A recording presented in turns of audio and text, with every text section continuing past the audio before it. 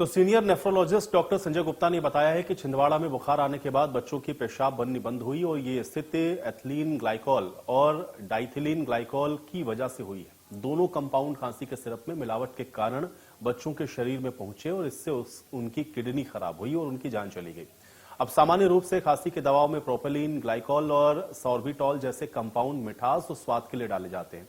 कई बार इनकी जगह जानबूझकर या फिर गलती से एथिलीन ग्लाइकॉल डाल दिया जाता है। इसकी प्रॉपर्टी मिठास और ठंडक देने वाली होती है, लेकिन ये शरीर के लिए बेहद खतरनाक होते हैं। अब बाजारों में बिक रहे ऐसे सभी ड्रग्स की जांच होनी चाहिए ताकि मानव जीवन पर खतरनाक दवाइयों पर बैन लगे।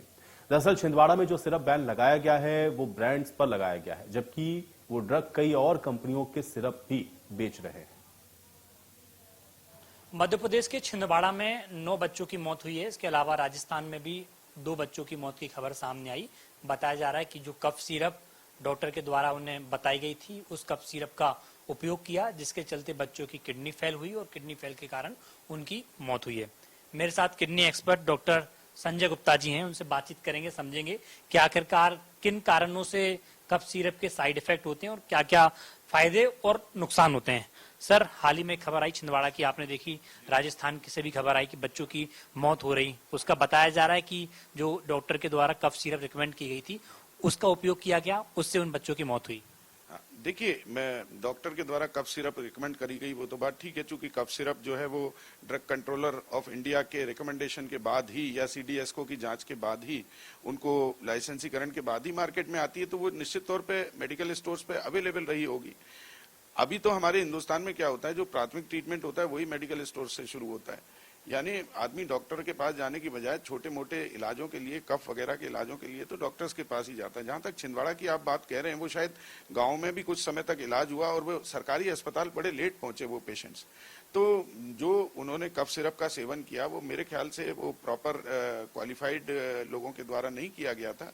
मैं बहुत श्योर नहीं हूं, लेकिन घटना कुछ ऐसी ही है। और इसके बाद जब वो सरकारी अस्पताल पहुंचे तब पता चला कि उनको मल्टी ऑर्गन फेलियर है और उसमें किडनी फेलियर प्रमुखता से है। अब ये पेशेंट्स को छिंदवाड़ा से नागपुर रेफर कर दिया गया। नागपुर में भी किडनी स्पेशलिस्ट लोगों ने उनको देखा है। किडनी फेलियर का कारण वो पता नहीं लगा पा रहे थे इमीडिएटली। फिर उन्होंने जब एक बच्चे की बायोप्सी करी है, तो बायोप्सी के अंदर किडनी के अंदर ऑक्जेलिक एसिड के क्रिस्टल्स पाए हैं। वहां से रेट्रोस्पेक्टिवली उन्होंने सोचते हुए ये पाया कि ये कफ सिरप के अंदर जो एक्सीपिएंट होते हैं, ये एक्सीपिएंट का मतलब ये होता है कि जो कफ सिरप की जो फॉर्मुलेशन होती है, जो दवाई होती है, उसका टेस्ट अच्छा नहीं होता, तो उसको थोड़ा सा स्वीटनिंग करने के लिए, उसको पलेटेबल बनाने के लिए उसके अंदर एक्सीपिएंट्स मिलाते हैं। और ये एक्सीपिएंट्स या तो सॉर्बिटॉल होता है, या प्रोपिलीन ग्लाइकोल होता है, या फिर ये ग्लिसरीन होता है, जिसे हम ग्लिसरॉल कहते हैं। अब ये कंपाउंड्स में डाइथिलीन ग्लाइकोल जो सिमिलर प्रॉपर्टीज की कंपाउंड होती है, परंतु जिसका मानव शरीर के लिए यूज नहीं किया जा सकता है और जो इंडस्ट्रियल यूज के लिए होता है, जो बहुत विषैला और टॉक्सिक होता है, परंतु उसकी मिलावट इसके अंदर पाई गई। और सिरप के अंदर, जी हाँ, जो सिरप के अंदर पाई गई। और मैं आपको बता दूं कि कोई भी सिरप जो होता है उसके अंदर एक्सीपिएंट्स मिलाए जाते हैं, क्योंकि फॉर एग्जांपल आप मान लें कि बुखार उतारने के लिए पैरासीटामोल का सिरप होता है। अब ये पैरासीटामोल पानी में तो घुलता नहीं है, तो इसका सिरप कैसे बन जाता है? तो उसके लिए सॉल्वेंट यूज होता है, परंतु ये सॉल्वेंट मानव के लिए परमिटेड होता है, उपयोग के लिए परमिटेड होता है। तो ये सॉल्वेंट जो है वो प्रोपिलीन ग्लाइकोल है, उसमें पैरासीटामोल को घोलते हैं और वो बाद में पानी के अंदर डिजोल्व हो जाता है।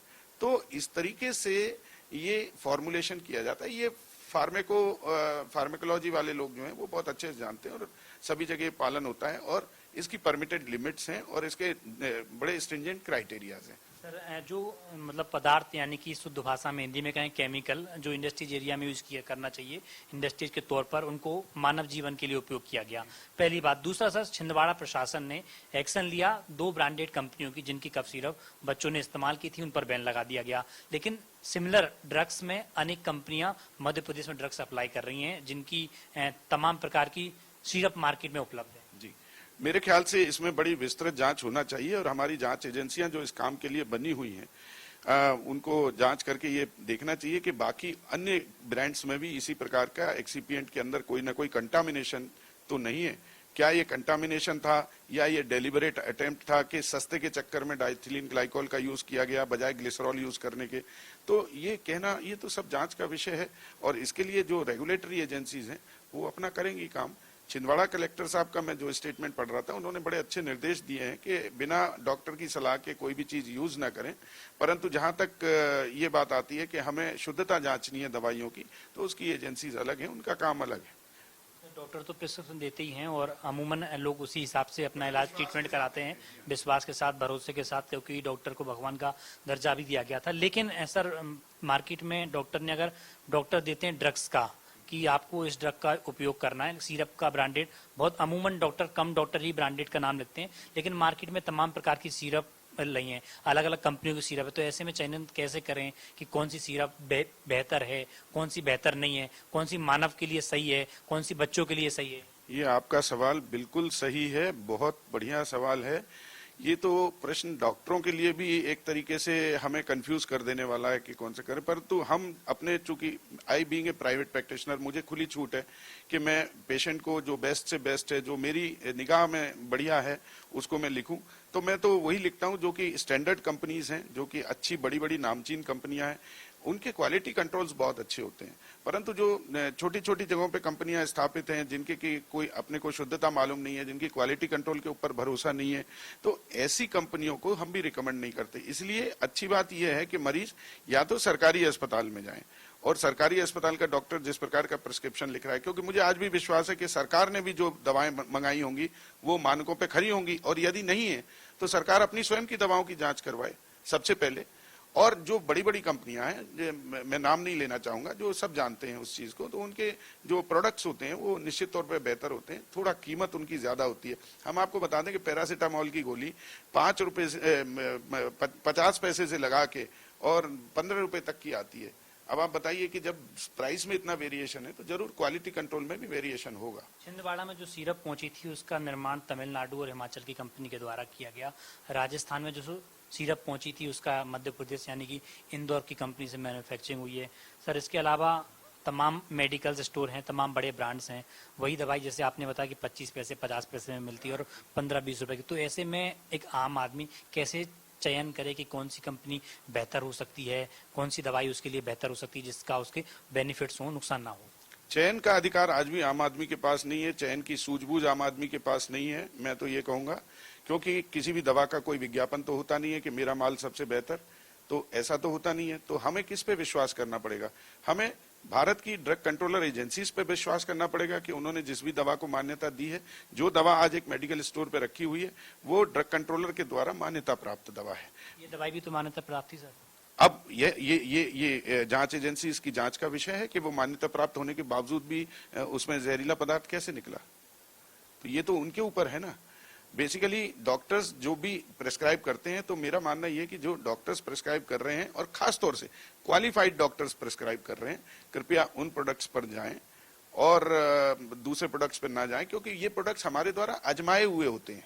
हम कभी कोई नई दवा नहीं लिखते हैं, और अगर नई दवा आती भी है तो वो कंपनी द्वारा कम से कम 8 या 10 CME से गुजरने के बाद डॉक्टर्स उसको एक्सेप्ट करते हैं, इतनी आसानी से एक्सेप्ट भी नहीं करते हैं।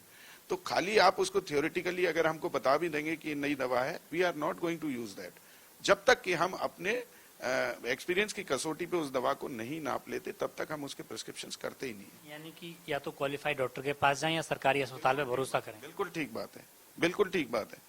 या तो क्वालिफाइड डॉक्टर्स के पास जाएं, जो वो लिख रहे हैं वो बेहतर है, या सरकारी अस्पतालों में, क्योंकि मैं आज भी मानता हूं कि सरकारी अस्पताल के जो चिकित्सक हैं वो हमेशा स्टैंडर्ड दवाएं लिखेंगे। सर, एक आखिरी सवाल है मेरा कि जो तमाम दवाइयां आ रही हैं, राज्य सरकार और केंद्र सरकार की जो एजेंसियां हैं वो जांच करती हैं, कई प्रकार की इनकी जांच होती है, उसके बाद मार्केट में आती हैं।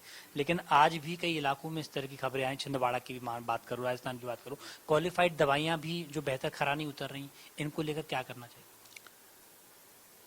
अब देखिए, मैं तो इस मामले में, मैं एक चिकित्सक हूं, तो मैं इस मामले में बहुत ज्यादा नॉलेज नहीं रख सकता, लेकिन मेरा सुझाव ये है कि हमारे यहाँ की जो रेगुलेटरी अथॉरिटीज हैं, जो ड्रग कंट्रोल अथॉरिटीज हैं, they should be very very very strict about it, क्योंकि जान का सवाल है। अगर पेशेंट ठीक ना हो रहा हो तो वो बात अलग है कि दवाई इनइफेक्टिव हुई, वो एक अलग बात है, लेकिन दवाई जहरीली हो गई, वो ज्यादा मुश्किल भरा क्षण होगा। यानी कि छिंदवाड़ा में जिन सिरप से मौत हुई है, सिमिलर ड्रग की जो मध्य प्रदेश में अलग अलग जगह सभी जांच बिल्कुल जांच होनी चाहिए, उसके हर एक बैच की जांच होना चाहिए, और उनमें से जो भी अमानक पाई जाती है उनके खिलाफ कठोर से कठोर कार्रवाई और मानव वध के धाराओं में कार्रवाई होना चाहिए। हाँ, तो बिल्कुल ये थे डॉक्टर संजय गुप्ता जो बता रहे थे कि राज्य और केंद्र सरकार की जो तमाम एजेंसियां होती हैं अनेक मानकों पर दवाइयों की जांच होती है और जांच के बाद दवाई बाजारों में आती है, लेकिन उसके बावजूद भी इस तरह की घटना उन दवाइयों में हो जाना ये भी जांच का विषय। Drug controller of India, drug controller of Madhya Pradesh इनकी जांच करनी चाहिए और सेम ड्रग में अगर मध्य प्रदेश के तमाम इलाकों में जो दवाइयां